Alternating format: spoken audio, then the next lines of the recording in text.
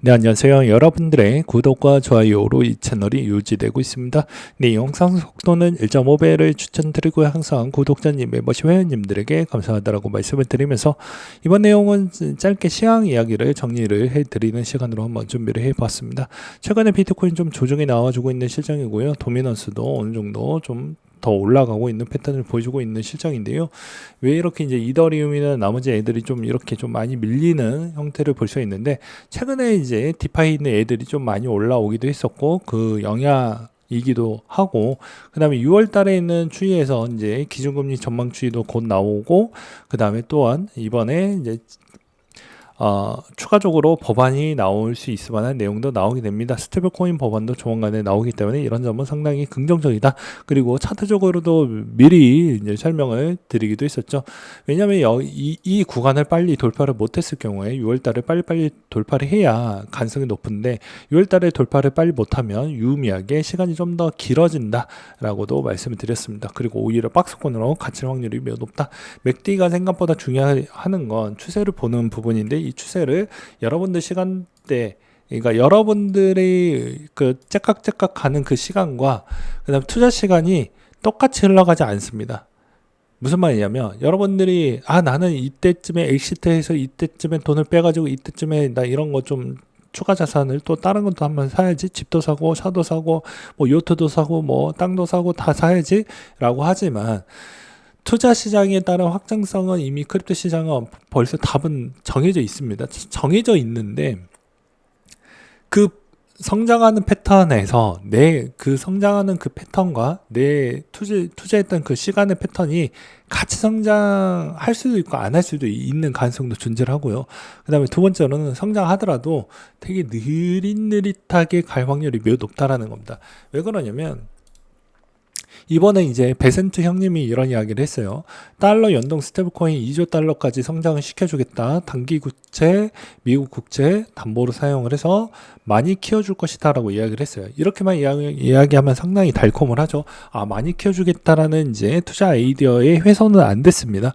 근데 여기에서 면밀히 따져봐야 되는 건, 자, 핵심은 기존에 이제 코인들은 과거 17년도 때부터 21년도 때까지를 보게 되면 알 수 있는 게 딱 하나가 있습니다. 크립토 마켓 안에서 무언가라도 만들어 보려고 노력을 많이 했어요. 이제는 금융권에서 여기에서 진입을 할 건데, 판도는 US 뱅커로가 스테이블코인 사업 진출 검토 나오면서 나머지 은행사들에 따른 비즈니스가 기존과 유사한 패턴으로 갈 거냐, 아예 새롭게 시장의 판도를 확장시켜주는 패턴으로 갈 거냐가 상당히 중요하다고 볼 수가 있습니다. 그게 제일 중요한 패턴이라고 볼 수가 있고요. 그 다음에 여기서 내가 컨택했던 알트코인 비중이 높으신 분들은 내가 컨택했던 게 그 사업 요건에 있는 사항에 맞아 떨어지느냐가 중요한 겁니다. 맞아 떨어지지 않으면 안 가요. 네, 맞아 떨어지지 않으면 안 갑니다. 왜 안 갈까요? 간단하죠. 모든 건 돈입니다. 돈인데 코인도 마찬가지예요. 자본 구성원의 돈을 벌기 위해서 우리가 투자를 하고 있는데, 말 그대로 수수료 수익 비중이 안 나오거나 TVL 비중이 어느 정도 개선 요건이 보여주지 않는다고 하면 거기다가 투자를 안 하겠죠. 마찬가지라고 보시면 될 것 같습니다. 그러니까 시장 판도는 키워주긴 하지만 모든 게 너도 먹고 애도 먹고 이렇게 할 수 없다라는 거죠. 그걸 더 쉽게 설명하면, 자, 누구나 갤럭시가 있고 아이폰이 있습니다. 그럼 여러분들이 쓰고 싶은 폰이 뭐가 있어요? 그냥 가격은 내버려 두고 둘 중에 하나 선택할 수 있다고 하면 대부분 아이폰을 선택을 많이 할 겁니다. 아이폰이 좀 더 비싸기 때문에. 그러면 여러분들은 이렇게 내가 그 좋은 물건을 선택할 수 있을 만한 사항적 요건이 만약에 된다고 하면, 여러분들은 모든 코인들한테 모든 코인의 수수료 수익 비중을 동일하게 적용을 시켜줄까요?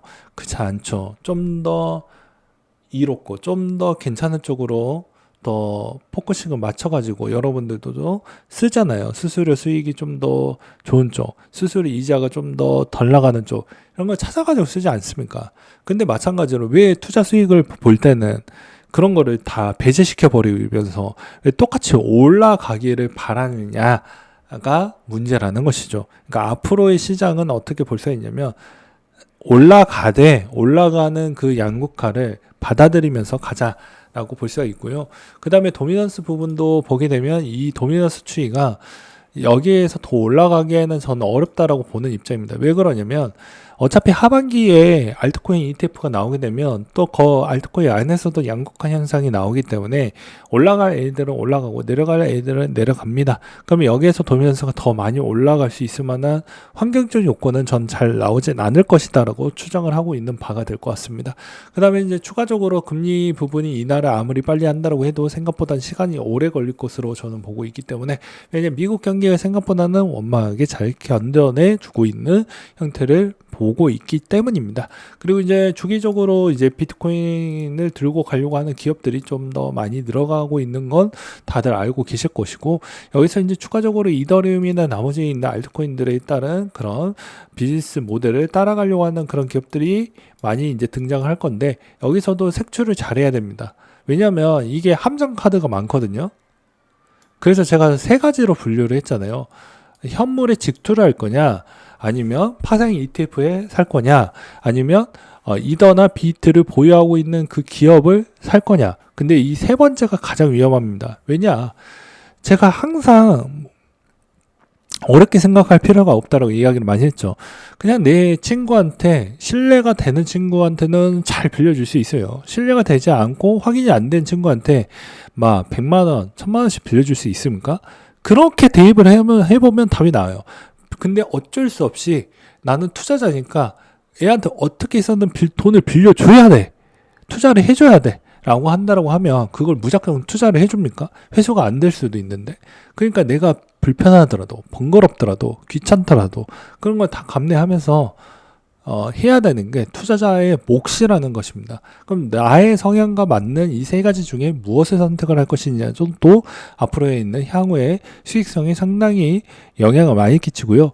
그 다음에 6월달은 어느 정도 이제 무난하게 끝난다고 하면 7, 8, 9 비수기 시즌으로 넘어가게 됩니다. 어느 정도 조정이 나왔을 때 나는 어떤 형태로 현금 창출 능력을 무엇으로 만들어 나갈 것인지도 좀 생각을 해보시면서 대응을 하시길 바라겠습니다.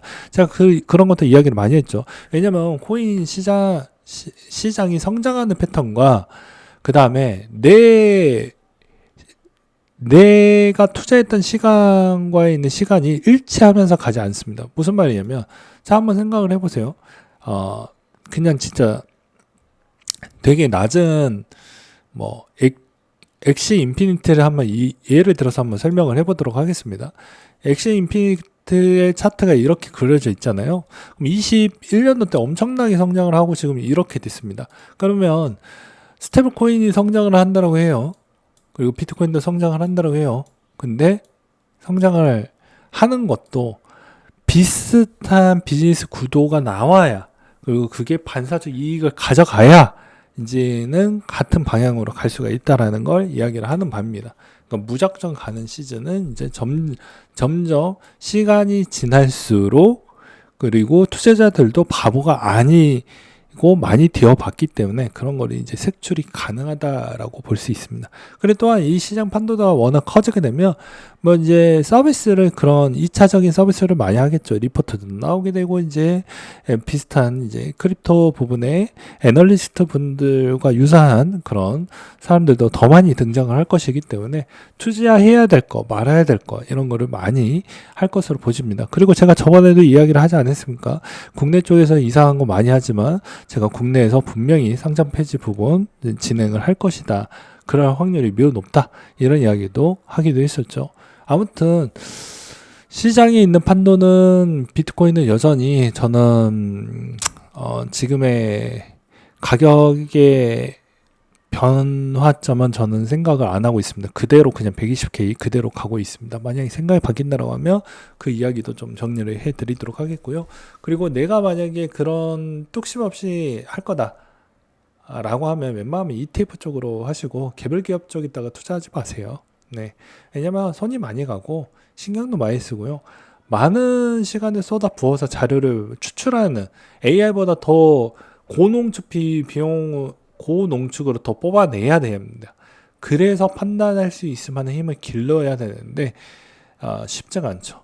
이 정도도 안 할 거라고 하면은 애초에 이제 투자 시장에 발이 들여서는 안 된다라고 저는 보는 입장입니다. 아무튼 6월달 부분은 그냥 이제 벌써 중순인데 아마 그냥 무난한 형태로 아마 마무리가 될 것 같고, 그 다음에 7, 8, 9월달 약간은 좀 쉬어가는 패턴이 나올 수 있지 않을까라고 보는 입장입니다.